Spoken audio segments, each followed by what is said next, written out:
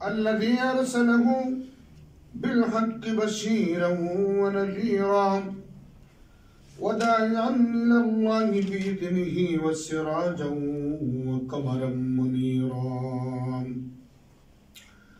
فأعوذ بالله من الشيطان الرجيم. بسم الله الرحمن الرحيم. إن الله وملائكته يصلون على النبي يا أيها الذين آمنوا صلوا عليه وسلموا تسليما. اللهم صل على سيدنا مولانا محمد وعلى آل سيدنا مولانا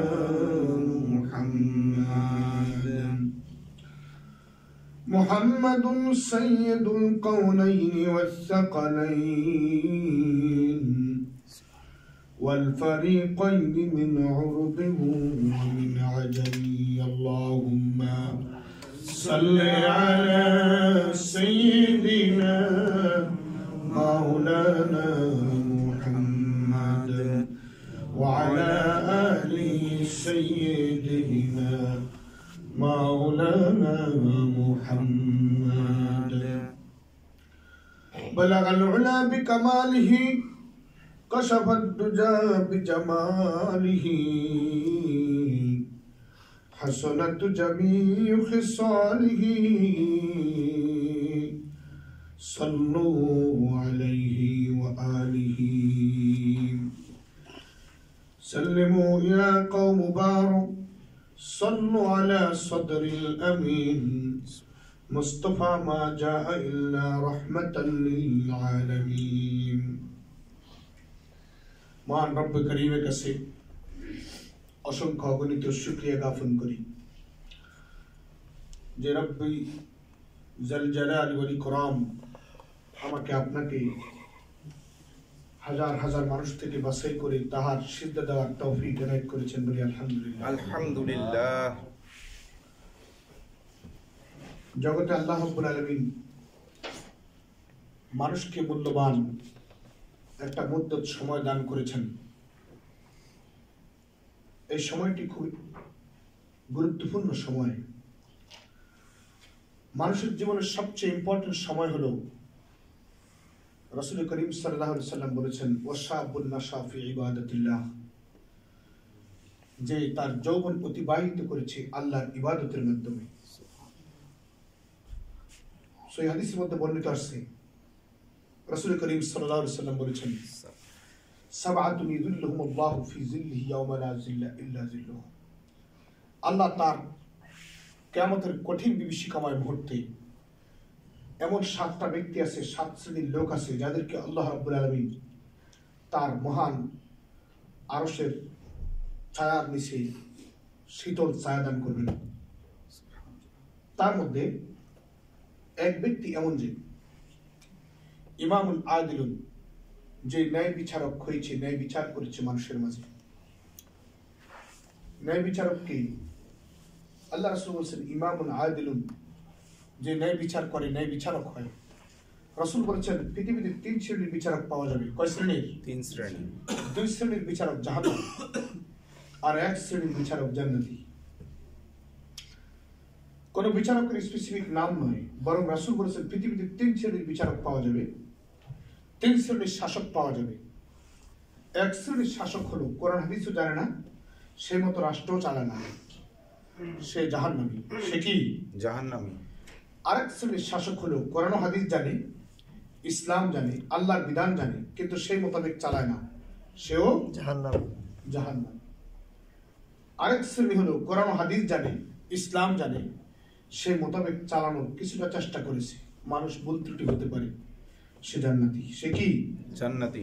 আল্লাহর নবী বলেছেন ইমামুন আদিলুন, ন্যায়পরায়ণ শাসক, ন্যায় বিচারকারী, মানুষের মধ্যে হক ইনসাফকারী শাসক। আল্লাহর নবী দ্বিতীয় শব্দটা বলেছেন وشاب نشأ في عبادة الله এমন যুবক অথবা এমন বৃদ্ধ ব্যক্তি যে তার যৌবন কাটিয়েছে আল্লাহর ইবাদতে। কিভাবে? আল্লাহর ইবাদতে। আল্লাহর ইবাদতে। রাসূল করিম সাল্লাল্লাহু আলাইহি ওয়াসাল্লামের সাহাবাগণ যখন মুসলমান হয়েছেন, তার মধ্যে ইসলামের বিজয়ে সবচেয়ে বড় ভূমিকা পালন করেছে যুবক শ্রেণী। কোন শ্রেণী? যুবক শ্রেণী। একটি সমাজের মধ্যে সবচেয়ে বেশি প্রভাব ফেলে যুবকের কোন অপকর্ম, আর একটি সমাজের মধ্যে সুন্দর পরিস্থিতি দাঁড়িয়ে যায় যুবকের কোন সুকর্ম। বলে সুবহানাল্লাহ। সুবহানাল্লাহ। তোমার অনেক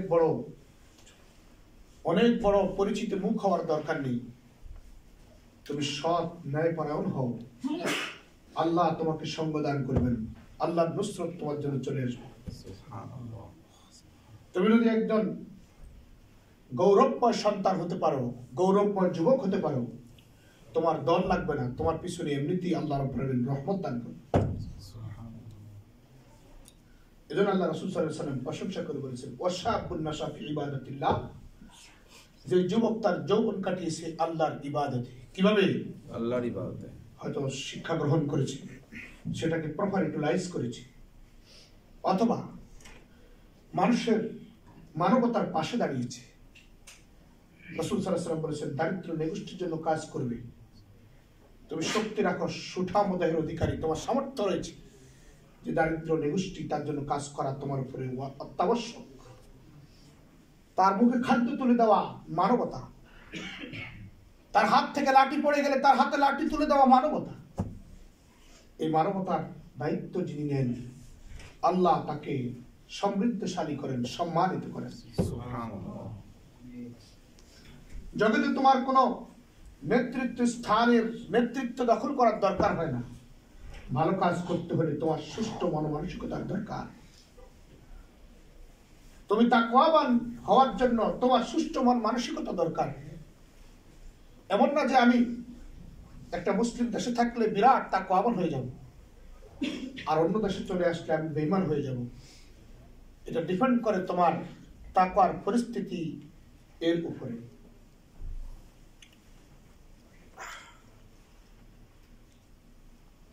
তো কোন ব্যক্তি যদি এই পরিমাণ আল্লাহর ভয় নিয়ে চলে, রাসূল সাল্লাল্লাহু আলাইহি ওয়াসাল্লাম বলেছেন, আল্লাহ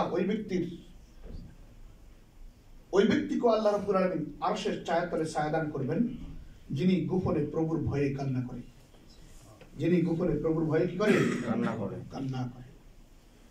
দেশান্তর হয়েছ, তুমি অন্য দেশে গিয়েছ, কাজ কর্ম দুনিয়াবি কোনো প্রয়োজনে হতে পারে, কিন্তু সেখানেও যদি তোমার তাকওয়া থাকে দিলের মধ্যে, অন্তরের মধ্যে, আল্লাহ রাসূল বলেছেন, আত-তাকওয়া হাহুনা। তাকওয়া কোথায়? কলবের মধ্যে। তোমার লেবাস প্যান্ট শার্ট পরা কি হারাম? এটা কি হারাম শুধু আপনার জন্য, ইমামের জন্য হারাম? জায়েজ, সবার জন্য জায়েজ, কাবার ইমামের জন্য জায়েজ। আর তাকওয়া থাকে তোমার দিলে, অন্তরে। সালাত রক্ত হয়েছে, তুমি যেই অবস্থায় থাকো, পরিস্থিতি থাকো, তুমি সালাতে দাঁড়ায় যাবে, এটার নাম তাকওয়া। তোমার সামনে হারাম বস্তু চলে এসেছে, আল্লাহর ভয়ে তুমি হারাম থেকে বেঁচে থাকবে, নিজেকে সংযত করবে, এটার নাম তাকওয়া। কোন মানবতার পাশে দাঁড়িয়েছো, এটার নাম তাকওয়া। হ্যাঁ, এজন্য কোন ব্যক্তিকে তাকওয়াবান হওয়ার জন্য বিরাট সুন্দর পোশাকের দরকার হয় না। তাকওয়াবান হওয়ার জন্য, এটা তাকওয়ার পোশাক, কোন সুন্দর পোশাক পরা, মুখে দাড়ি রাখা, হ্যাঁ, টুপি মাথায় দেওয়া, সুন্নতের পোশাক, তাকওয়ার পোশাক। কিন্তু তাকওয়া তোমার পোশাকে প্রকাশিত হয় না, তাকওয়া প্রকাশিত হয় তোমার অন্তরের ভয়ে, প্রভুর ভয়ে তোমার কান্না। বলে সুবহানাল্লাহ। আল্লাহ রাব্বুল আলামিন বলেন, ইন্নাল্লাযীনা ইউবাইউনাকা ইন্নামা ইউবাইউনাল্লাহা ইয়াদুল্লাহি ফাওকা আইদিহিম। আল্লাহ বলেন, যখন তারা আপনার হাতে বায়া দিয়েছিল, প্রকৃতপক্ষে তারা আল্লাহর হাতে বায়া দান করেছেন। ইয়াদুল্লাহি ফাওকা আইদিহিম, আল্লাহর হাত ছিল তাদের হাতের উপরে। বলেন সুবহানাল্লাহ। সুবহানাল্লাহ। রাসূল সাল্লাল্লাহু আলাইহি ওয়াসাল্লাম বায়াতে রিদওয়ান করেছিলেন। তো বায়াত যখন হয়েছে, সাহাবীরা বায়াত দিয়েছে এই মর্মে যে আমরা আল্লাহর সাথে কাউকে শরীক করব না, আমরা আল্লাহর পথে সুবিশাল অন্তর নিয়ে আল্লাহর পথে ধাবিত থাকব, এই মর্মে তারা বায়াত দিয়েছিলেন। আল্লাহ রাব্বুল আলামিন এই বায়াতের অর্থে কোরআনে কারিমে বলেছেন যে নিশ্চয়ই যারা আপনার হাতে বায়াত দিয়েছিল তারা প্রকৃতপক্ষে বায়াত দিয়েছিল ইয়াদুল্লাহি ফাওকা আইদিহিম, তারা আল্লাহর হাতে বায়াত করেছে এবং আল্লাহর হাত ছিল তাদের হাতের উপরে। বলেন সুবহানাল্লাহ। সুবহানাল্লাহ। আল্লাহ রাব্বুল আলামিন কোরআনে কারিমে বলেছেন ইয়া আইয়ুহাল্লাযীনা আমানুত্তাকুল্লাহ ওয়া কুনু মা'আস সাদিকিন, কইছে হে ঈমানদারগণ তোমরা মুত্তাকি হও আর তোমরা নেক সঙ্গী গ্রহণ করো। নেক সঙ্গ গ্রহণ করো। কি সঙ্গ? নেক সঙ্গ। নেক সঙ্গ। নেক সঙ্গ গ্রহণ করা ঈমানের ক্ষেত্রে খুব বড় ভূমিকা পালন করে। ঈমানের ক্ষেত্রে খুব বড় কি করে? ভূমিকা পালন করে। দেখেন মক্কার মধ্যে একটা মুনাফিক ছিল না? মক্কার সেই বিখ্যাত মুনাফিকের নাম জানেন? আব্দুল্লাহ ইবনে উবাই। কি নাম ছিল? আব্দুল্লাহ ইবনে উবাই। রাসূল সাল্লাল্লাহু আলাইহি ওয়াসাল্লামকে একবার আব্দুল্লাহ ইবনে উবাই দাওয়াত দিয়েছিল।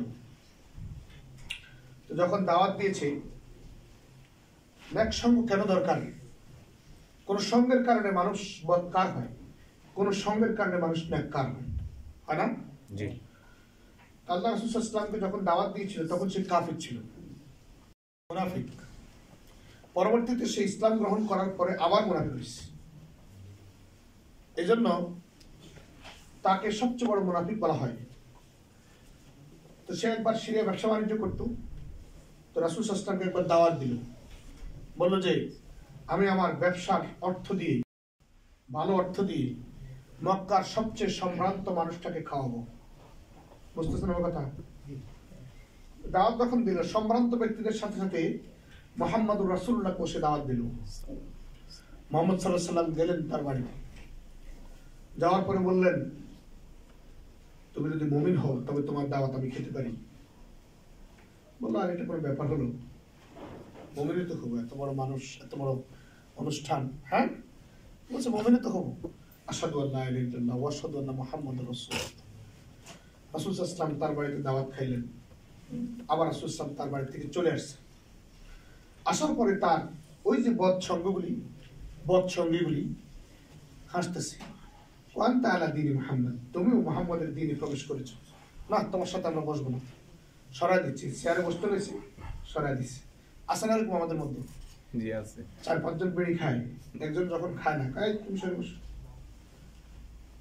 সঙ্গটা তাকে বিড়ি করে বানিয়ে দেয়। বুঝছেন ভাই? আপনার আমার সঙ্গ হতে হবে নেককার। অতঃপর যখন সরাই দিছে, আরে ভাই আমি তো তোমাদেরই লোক, কিছুক্ষণ আগে তোমাদের সাথে ছিলাম, এখন সরাই দিচ্ছ? হ্যাঁ, তুমি দ্বীনে মুহাম্মদে প্রবেশ করেছো, এখন তোমার কথাবার্তা পবিত্র, তোমার লেবাস পবিত্র, আমাদের সাথে কি তোমার যায়? বুঝেন নাই?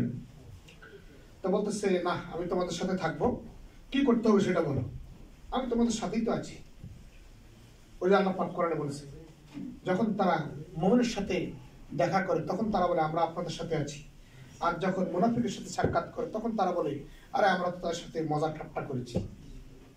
হ্যাঁ, আল্লাহ বলেন ইউখাদিউন আল্লাহ ওয়াল্লাযীনা আমানু, হ্যাঁ, ওমা ইয়াখদাউনা ইল্লা আনফুসাহুম ওমা ইয়াশউরুন। তারা মুমিনের সাথে তামাশা করে, বলে যে আমরা তোমাদের সাথে আছি। যখন আবার বেঈমানের সাথে মিলিত হয় তখন বলে আরে আমরা তাদের সাথে একটু উপহাস করেছি, ক্ষণিকের ঈমান এনেছি, এটা কি ঈমান হলো নাকি? অতঃপর তার সঙ্গীরা কি বলতেছে? সঙ্গীরা বলতেছে, না তোমাকে রাখবো, শর্ত আছে। কি শর্ত? কয় তুমি মুহাম্মদের গালে যাই কষায় চফার মারবা। নাউজুবিল্লাহ। তো বলছে ঠিক আছে তাই হবে। সঙ্গী তাকে, সঙ্গ তাকে, অসৎ সঙ্গ তাকে কি করছে? মুহাম্মদ সাল্লাল্লাহু আলাইহি ওয়াসাল্লামের উপরে আঘাত করার অনুরোধ করেছে, আর সে এটাতে রাজি হয়ে গেছে। সঙ্গী ছাড়তে পারবে না, সঙ্গী ছাড়তে তো গেল। রাস্তার পাশে দাঁড়াইলো, তাফসীরে কিতাব লেখে, রাস্তার পাশে যখন দাঁড়াইছে মুহাম্মদ রাসূলুল্লাহ দিক থেকে আসতেছে, আসার মাত্র মুহাম্মদ রাসূল যখন কাছাকাছি আসলো, এমন নুরানি চেহারা দেখে তার গায়ে আঘাত করবে এই সাহস আর আব্দুল্লাহ ইবনে উবাইয়ের হলো না। তাহলে মুহাম্মদের মুখে থুতু মারে বলেন নাউজুবিল্লাহ। কি কষ্টটা দিয়েছে আমার রাসূলকে, হ্যাঁ। অতঃপর সে মুহাম্মদ সাল্লাল্লাহু আলাইহি ওয়াসাল্লামের মুখে থুতু মারছে। সঙ্গী তাকে বৎসঙ্গী তাকে বেঈমান বানিয়ে দিচ্ছে। আমার আপনার সঙ্গী গ্রহণ করার ক্ষেত্রে, নির্বাচন করার ক্ষেত্রে খুব ইম্পর্টেন্স একটা সময় আমার আপনার ক্ষেত্রে অতিক্রান্ত করে। অতঃপর পরবর্তীতে আল্লাহ পাক তার মুনাফিকিন নিয়ে আয়াত নাযিল করেছেন। ইসলাম আমাদেরকে স্বচ্ছতা শিক্ষা দেয়। তুমি যেখানেই যাও সেখানেই ইসলাম প্র্যাকটিস করার মতো একটা অবস্থা আল্লাহ তৈরি করে দিয়েছে। রাসূল করিম সাল্লাল্লাহু আলাইহি ওয়াসাল্লাম বলেছেন, জুইলাত লানা আল আরদু কুল্লুহা মাসজিদা। আমার উম্মতের একটা শ্রেষ্ঠত্ব হলো জমিনের সমস্ত জায়গা তার জন্য মসজিদ। সুবহানাল্লাহ। বলছে আমাকে কয়েকটা শ্রেষ্ঠত্ব দান করা হয়েছে, তার মধ্যে একটা শ্রেষ্ঠত্ব হলো জুইলাত লানা আল আরদু কুল্লুহা মাসজিদা। জমিনের সমস্ত জায়গা আমার জন্য মসজিদ, উম্মতের জন্য মসজিদ বানিয়ে দেওয়া হয়েছে। তুমি সেখানে যেখানে তোমার সালাত রাখতে হবে সেখানে দাঁড়িয়ে যাবে, এটার নাম তাকওয়া। হ্যাঁ, তুমি পবিত্র থাকো, এটার নাম তাকওয়া। কাজ করো, কর্ম করো, তোমার ব্যাগের মধ্যে একটা নামাজের লেবাস থাকবে, এটার নাম তাকওয়া। মনে রাখবে, আজকে তুমি যার জন্য অর্থ ব্যয় করো, যাকে খুশি করার জন্য অর্থ সময় ত্যাগ করো, যাকে খুশি করার জন্য তুমি প্রভুকে ত্যাগ করো, ওই ব্যক্তি প্রকৃতপক্ষে মাখলুক কখনো খুশি হয় না। মাখলুককে খুশি করা খুব কঠিন। মাখলুককে খুশি করা কি খুব কঠিন। আল্লাহ মাখলুকের খুশি করা সম্পর্কে কোরআন আয়াত নাযিল করেছেন। আল্লাহ বলেন, ইয়াউমা ইয়াফিরুল মারউ মিন আখিহি ওয়া সাহিবিহি ওয়া বানিহি। হাসরের ময়দানে তোমার এসে তো হাসরের ময়দানে তোমার ভাই তোমার থেকে পলায়ন করবে, অথচ তোমার ভাইয়ের এস্টাবলিশমেন্টের জন্য, তোমার ভাইয়ের অর্থের যোগানের জন্য তুমি প্রভুকে ত্যাগ করেছো, সালাত ত্যাগ করেছো, কর্ম করেছো। ত্যাগ করার কারণ কি? কারণ ত্যাগ করেছো তুমি অধিক কর্ম করবে, অধিক অর্থ আহরণ করবে, তাকে ভালো রাখবে এই উদ্দেশ্যে। অথচ আল্লাহ বলেছেন সেই তোমাকে ত্যাগ করবে। তোমার স্ত্রীকে সুন্দর রাখার জন্য, ভালো রাখার জন্য ভালো কাপড় কিনে দিয়েছো, ভালো পোশাক কিনে দিয়েছো, ভালো গহনা কিনে দিয়েছো। ত্যাগ করেছো প্রভুকে। কাকে ত্যাগ করেছো? প্রভুকে ত্যাগ করেছো, সালাত ত্যাগ করেছো, ইবাদত ত্যাগ করেছো, সময় ব্যয় করেছো। কিন্তু আল্লাহ বলেন সেও তোমার থেকে পলায়ন করবে। অসহায় ভাই তোমার সঙ্গী পলায়ন করবে, তোমার স্ত্রী পলায়ন করবে। তারপরে যে সন্তানকে ভালো রাখার জন্য তুমি কষ্ট করেছো, অর্থ ব্যয় করেছো, শ্রম দিয়েছো, সালাত ত্যাগ করেছো, সিয়াম ত্যাগ করেছো, সেই সন্তানও তোমার থেকে পলায়ন করবে। প্রকৃতপক্ষে আল্লাহ ব্যতীত আমাদের কোনো সহকারী নেই, আল্লাহ ব্যতীত আমাদের কোনো সাহায্যকারী নেই, আল্লাহ ব্যতীত কেউ আমাদেরকে প্রকৃতপক্ষে ভালোই বাসে না। আল্লাহ বলতেছেন, তোমার মাতৃগর্ভে তোমার যখন কোনো কিছুই জানা ছিল না, লাম ইয়াকুন শাইয়ান মাযকুরা, তুমি যখন উল্লেখযোগ্য কোনো কিছুই ছিল না, আমি তোমাকে তখন রহম করেছি, খাদ্য দিয়েছি, মায়ের প্রশ্বাস নিঃশ্বাসের সাথে তোমাকে নিঃশ্বাসের ব্যবস্থা করে দিয়েছি। জমিনের মধ্যে তুমি বিচরণ করলে, মুদ্দত একটা সময় তোমাকে দান করলাম, কাউকে 50 বছর, কাউকে 60 বছর, কাউকে 70, 80, 100 বছর। আল্লাহ নবী নূহকে 950 বছর হায়াত দান করেছেন, অন্য মানুষকে আরো লম্বা হায়াত দান করেছেন। আল্লাহ বলেন, জগতের মধ্যে তোমার পদচরণ যতদিন থাকবে ততদিন আমি তোমার জন্য রিজিকের ফয়সালা দান করলাম। ততদিন পর্যন্ত জমিনের ফলগুলি, জমিনের খাদ্য শস্যগুলি তোমার জন্য আমি দান করলাম, তুমি আহরণ করেছ। কিন্তু আবার যখন তোমার মৃত্যু কোলে ঢলে পড়বে তখনও আমি তোমার সাহায্যকারী হয়ে যাই। আল্লাহ বলতেছেন, আমি তোমার একমাত্র সাহায্যকারী। শুধুমাত্র ক্ষণিক সময় তোমাকে দুনিয়ার মায়া মহব্বত তোমাকে আমার থেকে চ্যুত করে। কোরআন কারিমে আল্লাহ পাক বলেছেন মা গাররাকা বিরাব্বিকাল কারীম আল্লাযী খালাকাকা ফাসাওয়াকা ফাআদালাকা ফি আইয়ি সূরাতিন মা শাআ রাক্কাবাক। আল্লাহ বলেন হাশরের ময়দানে আল্লাহ বান্দাকে প্রশ্ন করবেন, ও বান্দা মা গাররাকা বিরাব্বিকাল কারীম, কোন জিনিস তোমাকে তোমার প্রভু থেকে গাফেল রেখেছে? কোন জিনিস তোমাকে সালাত ত্যাগ করাইছে? কোন জিনিস তোমাকে সিয়াম ত্যাগ করাইলো? কোন জিনিসের কারণে তুমি নামাজ ত্যাগ করে গভীর রাত্রে ঘুমাইছিলা? কোন জিনিস তোমাকে প্রভু থেকে সরায় দিয়ে দুনিয়ার মধ্যে মত্ত বানায় দিয়েছিল? মা গাররাকা বিরাব্বিকাল কারীম, কোন জিনিস তোমাকে তোমার রব থেকে সরায় দিয়ে দুনিয়ার প্রতি ভালোবাসা তৈরি করেছে? প্রকৃতপক্ষে দুনিয়ার ভালোবাসাটা ছিল তোমার জন্য ক্ষণিকের। রাসূল সাল্লাল্লাহু আলাইহি ওয়াসাল্লাম একদিন বললেন, একবার রাস্তা দিয়ে যাচ্ছেন, সাহাবীরা দেখলো যে মরা একটা বকরি পড়ে আছে। বুঝছেন কথা? আল্লাহ রাসূল সাল্লাল্লাহু আলাইহি ওয়াসাল্লাম বলেন, কেউ আছে আমার কাছে এই মরা বকরিটাকে 10 দিনারের বিনিময়ে ক্রয় করেন? না ইয়া রাসূলুল্লাহ, সম্ভব না। বুঝলেন আমার কথা? করা সম্ভব না। তাহলে 5 দিনার? করা তাও সম্ভব না। তাহলে 2 দিনার? করা তাও সম্ভব না। 1 দিনার? তাও সম্ভব না। ফ্রি? তাও সম্ভব না। সুবহানাল্লাহ, সুবহানাল্লাহ। আল্লাহ রাসূল সাল্লাল্লাহু আলাইহি ওয়াসাল্লাম বলেছেন, এই মরা বকরিটা যেরকম, মরা এই ভেড়াটি যেরকম মানে কোনো প্রকার দাম নেই, পৃথিবীটা মুমিনের কাছে এরকম। বলে সুবহানাল্লাহ। সুবহানাল্লাহ। এর চেয়ে তো নিকৃষ্ট। অথচ এর মায়ায় পড়ে তুমি ত্যাগ করো সালাত, এর মায়ায় পড়ে তুমি হায়াত অতিক্রান্ত হয়েছে, নাই তোমার তিলাওয়াত কোরআন, নেই তোমার তাকওয়া, নেই তোমার পরহেজগারিতা। আমি অন্য দেশে চলে আসছি, ঈমান বিক্রি হয়ে গেছে। তুমি দেশ পরিবর্তন করেছো, ঈমান পরিবর্তন করতে পারবে? পারবে না। আল্লাহ বলতেছেন তুমি যেখানে যাও সেখানে তোমার রাজত্ব আছে। যেখানে তুমি যাচ্ছ, লিল্লাহি মা ফিস সামাওয়াতি ওয়া মা ফিল আরদ, সাত আসমান ভেদ করে যদি তুমি উঠাও সেখানেও তোমার রবের রাজত্ব চলে। 7 জমিন ভেদ করে তুমি যদি নিচে নেমে যাও সেখানেও তোমার প্রভুর রাজত্ব চলে। তোমার প্রভুকে তুমি যদি খুশি করতে পারো এটাই তোমার জন্য তাকওয়া ফাতেহ বহন করবে।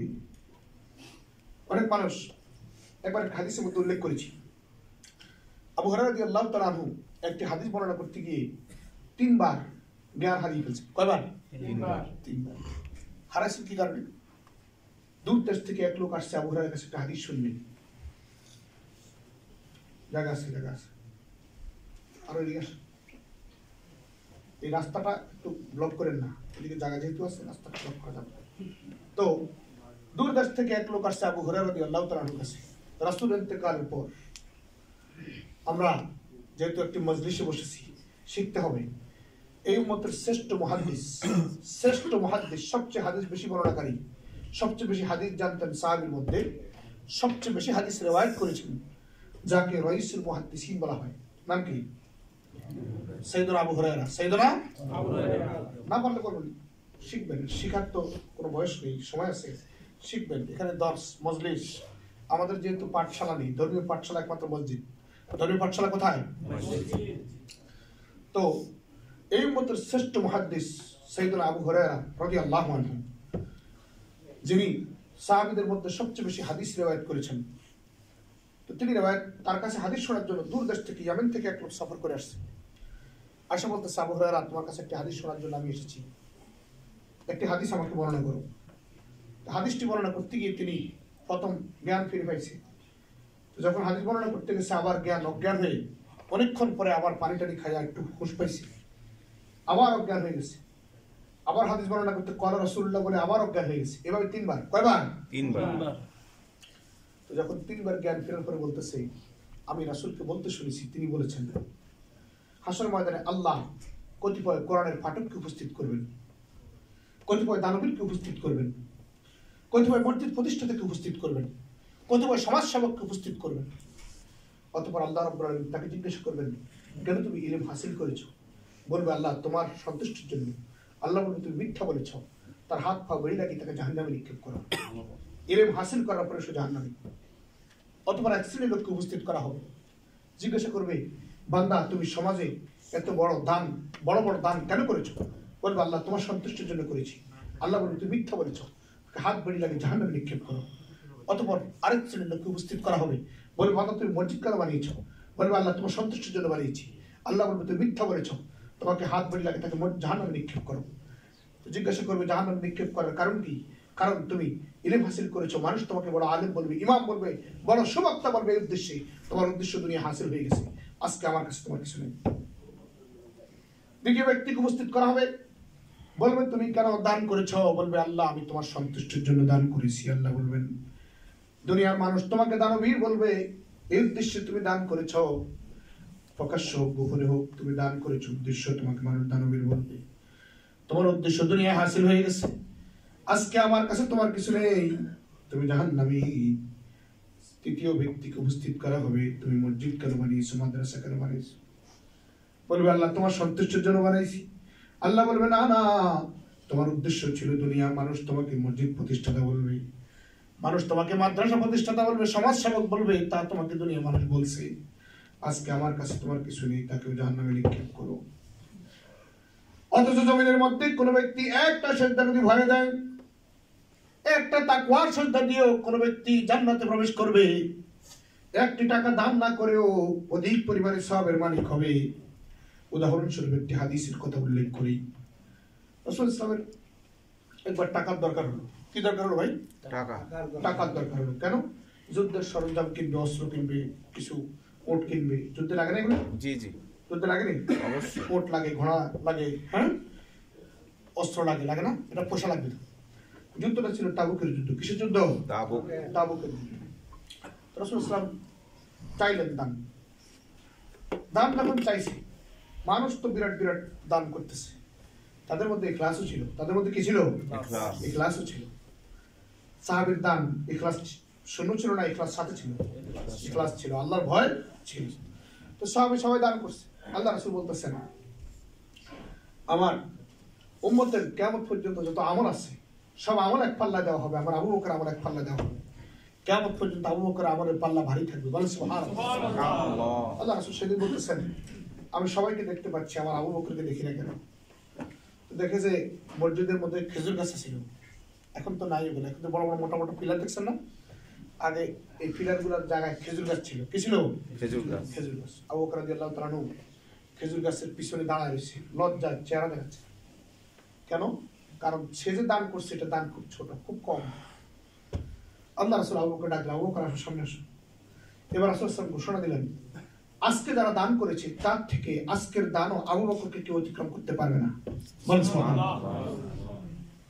তো আবু বকর রাদিয়াল্লাহু তাআলা যখন ঢাললেন তার পোটলা, ঢালার পরে দেখলো কিছু গম, কিছু খাদ্যশস্য, কিছু দিনার পড়লো।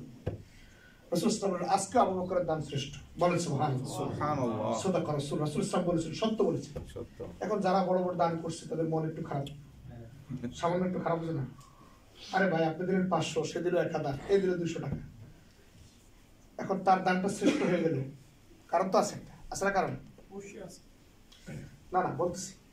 এখন রাসূল ইসলাম বলতেছে, তোমাদের মন খারাপ, বুঝতে পারছি।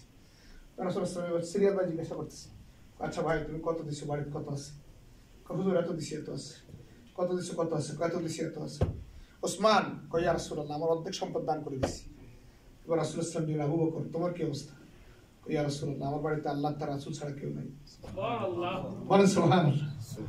তোমার সামর্থ্য যতটুকু আছে সেই অনুযায়ী দান করলেও তুমি আল্লাহর কাছে দামি হয়ে যাবে। আল্লাহ চায় তোমার কলব। আল্লাহ কি চায়? তোমার সামর্থ্য আছে একটা জামা, একটা জুব্বা, তোমার সামর্থ্য আছে একটা প্যান্ট, ওটা দিয়ে তুমি সালাত আদায় করো। আল্লাহর কসম, তোমার সামর্থ্যের বাইরে তোমাকে ইবাদত করতে আল্লাহ বলেনি। লা ইউকাল্লিফুল্লাহু নাফসান ইল্লা উসআহা। তুমি আল্লাহর কাছে তখনও দামি যায় অবস্থায় তুমি করো। রাসূলের কাছে এক সাহাবী এসে বলল, ইয়া রাসূলুল্লাহ আমার তো দান করার কিছু নেই। তো রাসূল সাল্লাল্লাহু আলাইহি ওয়াসাল্লাম বললেন, তোমার ভাইয়ের সামনে মুস্কি হাসি দেওয়া সাদাকা, তোমার ভাইয়ের সামনে সুন্দর কথা বলা সাদাকা, তোমার ভাইকে উত্তম পরামর্শ দিলেও তুমি সাদাকার মালিক হবা। তোমার এরকম না যে অনেক দান করতে তোমাকে সাদাকা হাসিল করতে হবে, অনেক সালাত আদায় করে তোমাকে তাকওয়া হাসিল করতে হবে, অনেক বড় জামা পরে তোমাকে সাদাকা হাসিল, তোমাকে নেক আমল তাকওয়া হাসিল করতে হবে। ব্যাপারটা এরকম নয়, বরং তুমি তোমার অবস্থান থেকে যে অবস্থানে আছো ওই অবস্থায় আল্লাহর ফরজিয়তকে সবচেয়ে বেশি প্রায়োরিটি দিয়ে তুমি মুত্তাকি তাকওয়া বাড়তে পারবে। আল্লাহু আকবার, আল্লাহু আকবার। আমার কথা বুঝছেন? আলহামদুলিল্লাহ। সঙ্গ খুব ইম্পর্টেন্ট জিনিস। সঙ্গ খুব কি জিনিস? ইম্পর্টেন্ট জিনিস। যে সঙ্গ তোমাকে তাকওয়া থেকে বাহির করে দেয়, যে সঙ্গ তোমাকে আল্লাহর দিন থেকে সরাইয়া দেয়, সেই সঙ্গ বর্জন করা তোমার উপরে ফরজ। আর যে সঙ্গ তোমাকে আল্লাহমুখী বানায়, যে সঙ্গ তোমাকে ইবাদতমুখী বানায়, যে সঙ্গ তোমাকে প্রভুর নৈকট্য হাসিল শেখায়, সেই সঙ্গ অর্জন করা তোমার জন্য ফরজ। আল্লাহ বলছেন ওয়াকুনু মা'আস সাদিকিন, ওয়াকুনু মা'আস সাদিকিন। তুমি নেককারের সঙ্গী হও, নেককারের সাথে থাকো। তুমি যখন ইন্তেকাল করবে, তোমার জন্য দোয়া করবে না বদদোয়া করবে, এই সিলেকশন তোমাকে আগেই করতে হবে। এই সিলেকশন তোমাকে আগেই করতে হবে। তুমি যখন ইন্তেকাল করবে, তোমার বন্ধু যার সাথে চলেছ সে তোমার জন্য দোয়া করবে, আহারে হারিয়ে গেল লোকটি, কতই না ভালো ছিল। কোন মানুষ যখন ইন্তেকাল করে, কোন নেককার ব্যক্তি যখন ইন্তেকাল করে, আল্লাহ নবী সাল্লাল্লাহু আলাইহি সাল্লাম বলেছেন, নেককার ব্যক্তি যখন ইন্তেকাল করে, জমিনে যে জমিন দিয়ে চলাফেরা করতো জমিন তার জন্য কান্না করে। নেককার ব্যক্তি যখন ইন্তেকাল করে, যেই গাছের ফল খাইতো ফল গাছগুলি কান্না করে, আল্লাহ জমিনে একটা নেককার ব্যক্তি আমার ফল খাওয়া থেকে মাহরুম হয়ে গেল। যেই জমিনের শস্য খেয়ে জীবন অতিবাহিত করেছে, ওই শস্য ক্ষেত্রগুলি তার জন্য কান্না করে। যেই বাহনের উপরে চলাফেরা করতো বাহন তার জন্য কান্না করে। জমিনের মধ্যে সামনের দিকে আগে যাই প্লিজ। আর কথা আসুন, সামনে আর জায়গা আসতো, আর কথা সামনে আগান প্লিজ। اللهم صل على سيدنا مولانا محمد وعلى آله وصحبه الطيبين الطاهرين। মুহাম্মদ সাল্লাল্লাহু আলাইহি ওয়াসাল্লাম বলেছেন, জমিনের মধ্যে কোন মানুষ যদি নেক সঙ্গী গ্রহণ করে, হাজিরিন, নেক সঙ্গী তার জন্য দোয়া করে, আল্লাহ তার দোয়া তার জন্য কি করেন? কবুল। মনে করেন কোন মানুষের ইন্তেকাল হয়েছে, কিতাবের মধ্যে আকাইদ কিতাবের মধ্যে রয়েছে, ইমাম নাসাফি রাহমাতুল্লাহ আলাইহি উল্লেখ করেছেন, ইমাম তাহাবী রাহমাতুল্লাহ আলাইহি উল্লেখ করেছেন, দুআউল আহিয়াই মানফাউল লিল আমওয়াত, মৃত ব্যক্তির জন্য জীবিত নেককার ব্যক্তির দোয়া আল্লাহর কাছে খুবই ইম্পর্টেন্ট এবং খুব বেশি উপকার বয়ে আনে। জীবিত নেককার ব্যক্তিগুলির দোয়া মৃত ব্যক্তির জন্য কি করে? উপকার বয়ে আনে। রাসূল সাল্লাল্লাহু আলাইহি যখন কোনো কবরের পাশে যাইতেন কি দোয়া করতেন? যে তোমার জন্য সালাম, আল্লাহ তোমাকে শান্তি বর্ষণ করুক। কোন কাফিরের কবরে যাইতে দোয়া করতেন না। কার করতেন? মুমিন। আবু তালেব যখন ইন্তেকাল করলো, রাসূল সাল্লাল্লাহু আলাইহি তখন ওখানে উপস্থিত ছিলেন। আবু তালেব নাম শুনছেন? জি। রাসূলের কি হয়? তখন ইন্তেকাল করলো, আল্লাহ রাসূল সাল্লাল্লাহু আলাইহি ওয়াসাল্লাম সোজা সামনের দিকে হাঁটতেছেন, একবার পিছনের দিকে তাকানো নেই, একবার পিছনের দিকে একবারও তাকান নাই। কারণ এতটা বছর ধরে যিনি লালন পালন করেছেন তার মায়া তিনি পড়ে যাবেন। এজন্য ফেরেশতা করে সামনের দিকে হাঁটতে থাকে। আল্লাহ রাসূল হাঁটতেই ছিল। এমনকি রাসূল সাল্লাল্লাহু আলাইহি ওয়াসাল্লামকে কোন কাফির মুশরিকের কবরের জিয়ারত করা, তার জন্য শান্তি কামনা করার অনুমতি দেওয়া হয়নি। হাজিরিন, কিন্তু রাসূল সাল্লাল্লাহু আলাইহি ওয়াসাল্লাম যখনই কোনো মুমিনের কবরের পাশে যাইতেন, সাহাবায়ে কেরামকে আদেশ দিয়েছেন, তোমরা তার শান্তির জন্য দোয়া করো, এটা নিশ্চয়ই তার জন্য উপকার বয়ে আনে। সঙ্গী যদি তোমার হয় নেককার, সঙ্গী যদি তোমার হয় দোয়া করতে পারে তোমার জন্য, এই সঙ্গীর দোয়ার কারণে আল্লাহ তোমাকে মুক্ত করবেন। কেননা সাহাবায়ে কেরামের জীবন ছিল এমন যে কোনো ব্যক্তির সাথে চলাফেরা এই জন্য করতেন যে তিনি তার জন্য একটু দোয়া করবে, তিনি তার জন্য একটা ইমানের খোরাক বয়ে আনবে, তিনি তাকে একটি হাদিস শিক্ষা দেবে। দূর দেশ থেকে সফর করে করে আসতেন একটি হাদিস শোনার জন্য, প্যারা নবী সাল্লাল্লাহু আলাইহি ওয়াসাল্লাম একটি কথা শোনার জন্য দূর দেশ থেকে সফর করে করে আসতেন। এই ছিল তার তাকওয়ার জিন্দেগি। হাজিরিন, তুমি যেখানে যে অবস্থায় থাকো সেই অবস্থায় তোমার প্রভুর ইবাদতে লুটিয়ে পড়ার নাম হল তাকওয়া। রাসূল বলেছেন, আত-তাকওয়া হাহুনা, আত-তাকওয়া হাহুনা, আত-তাকওয়া হাহুনা। তোমার কলবেই তাকওয়া থাকে, লিবাসে তাকওয়া থাকে না। তোমার অধিক দানের মধ্যে তাকওয়া থাকে না, অধিক সালাত আদায়ের মধ্যে তাকওয়া থাকে না, হ্যাঁ, অধিক মসজিদ প্রতিষ্ঠার মধ্যে তাকওয়া থাকে না। তাকওয়া থাকে তোমার কলবে। এজন্য রাসূল সাল্লাল্লাহু আলাইহি ওয়াসাল্লাম বলেছেন, জুইলাত লানা আরদু কুল্লুহা মাসজিদা, জমিনের সব জায়গা মসজিদ, যেখানে তুমি সালাত রাখতে হবে সেখানে দাঁড়িয়ে যাবে, এটা তোমার তাকওয়া। এই দিনটি হলো আমাদের জন্য সহজ। অন্যান্য নবীদের দিনটা যতটা একটু কঠিন ছিল, আমাদের দিন চর্চা খুবই সহজ। আজকে আমরা যারা যেইখান থেকে যেই দেশ থেকে সফর করে এসেছি, মনে রাখতে হবে ইসলাম আমার সমস্ত কিছু থেকে সবচেয়ে বেশি প্রায়োরিটি পাবে। ইসলাম আমার দিন। আল্লাহ পাক বলেছেন তুমি যার জন্য অর্থ ত্যাগ করো, যার জন্য তুমি অর্থটা ব্যয় করো, সময় ত্যাগ করো, সময় ব্যয় করো, যার জন্য তুমি এত স্যাক্রিফাইস করো, সে তোমার বিপক্ষে একদিন সাক্ষ্য দেবে। হাসর ময়দানে স্ত্রীকে দাঁড় করানো হবে, বলো তোমার স্বামী কি করতো? বললো আমার স্বামী তো হারাম রোজগার করতো। আল্লাহ বলবেন স্ত্রী মুক্ত হয়ে যাবে যদি সে তাকে হারাম থেকে বাঁচার জন্য নসিহা না করে থাকে, তাহলে সেও বিপদে পড়ে যাবে।